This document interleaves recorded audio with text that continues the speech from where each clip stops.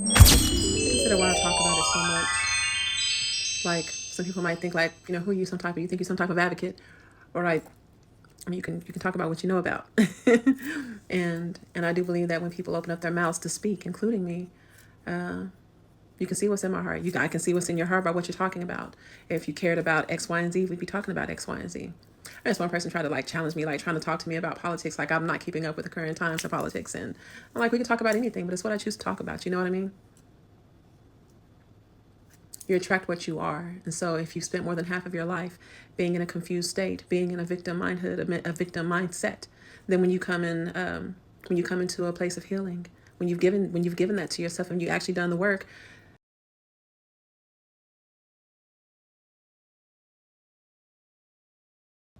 like you just have to listen.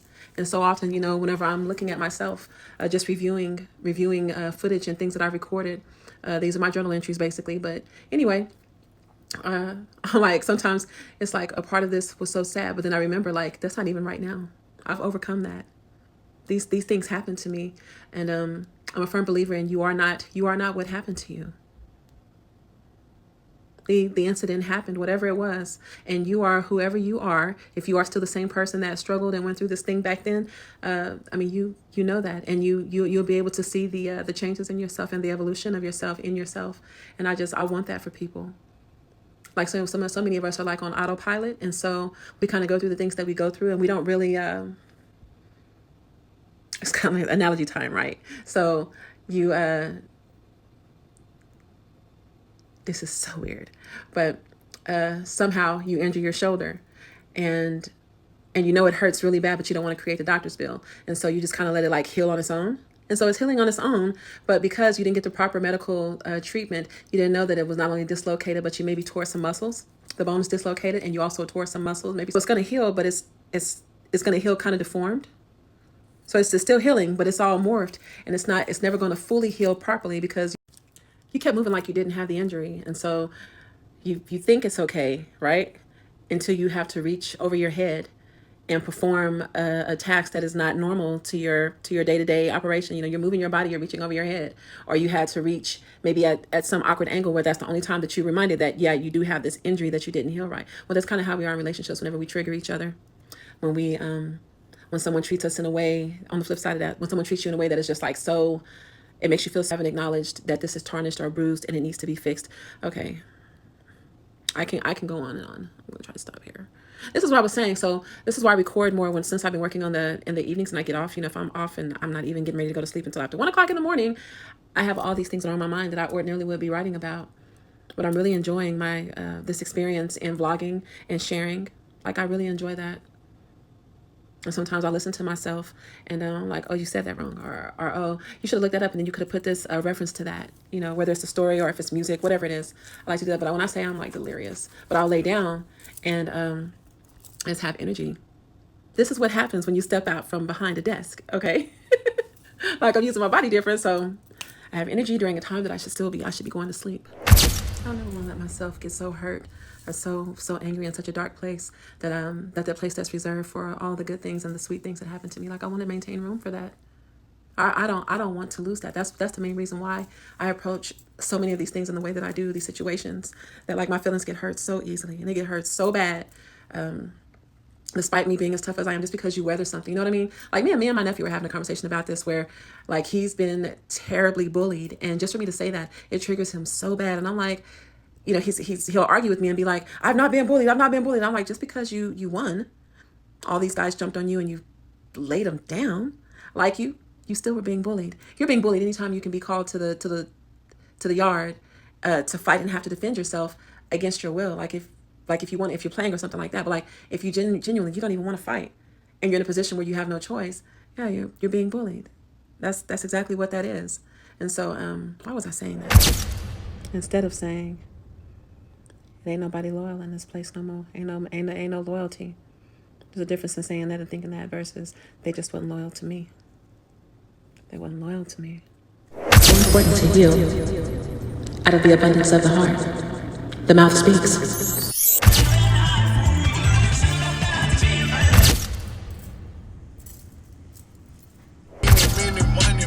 Now she got the best though, Flamingo.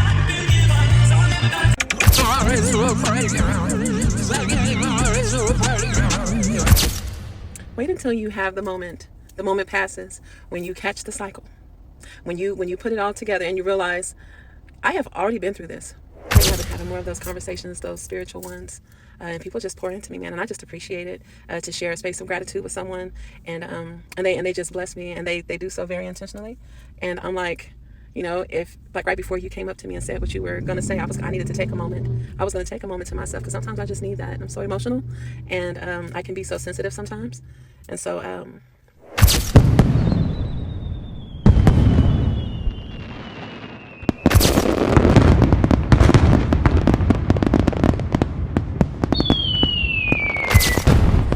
was catching myself, and I don't know, it's like I don't even have to ask for the help sometimes, and the pride gets in the way of me asking for help. Like when I pray it's a prayer of gratitude and my meditation. But for the most part, it's mostly out of gratitude. And I ask so many questions, and then the rest of it, it's like, if it's true, maybe I lack humility in this way, because I have a hard time asking for anything.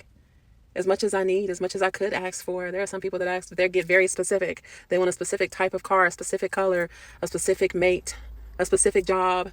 Like, I do have those things, but those are not the things that fall off of my tongue whenever I'm praying, when I'm in a position of submission and servitude. And it's like, just, I was taught to try to keep gratitude in my heart.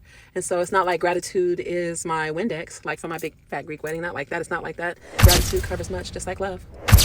And see, now it's been some time, and some time later, and this cat is still out here, just facing the car. I mean,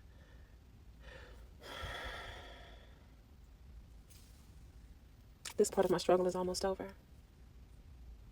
because there are several things that I've seen in the last few days.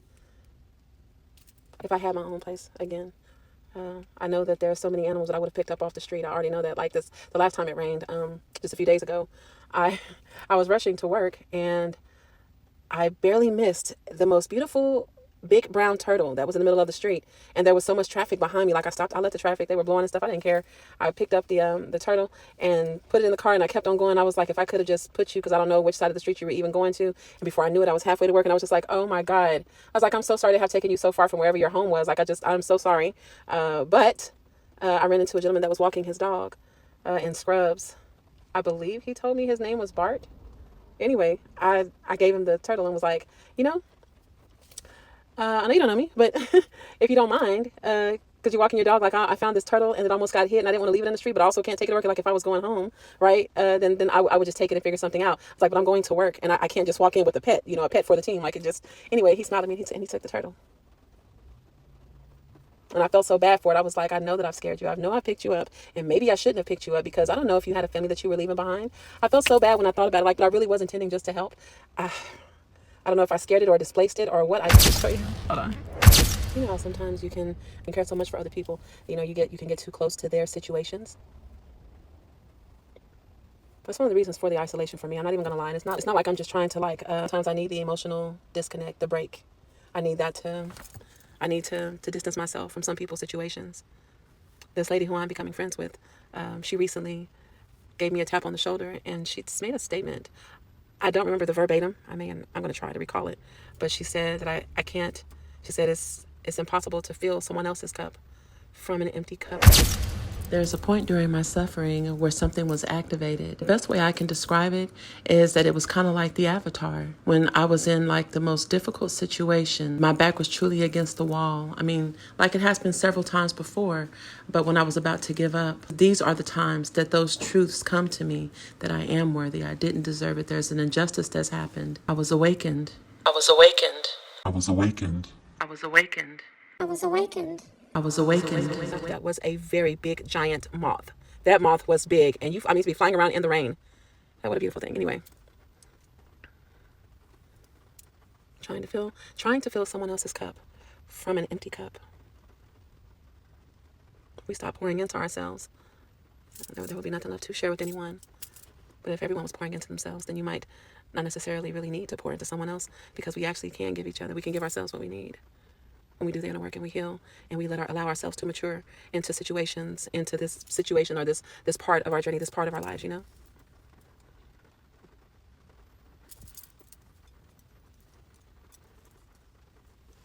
The cat is still over there, you guys. And the longer he sits there, this is how I know I should be getting out of the freaking car. Just love the heart.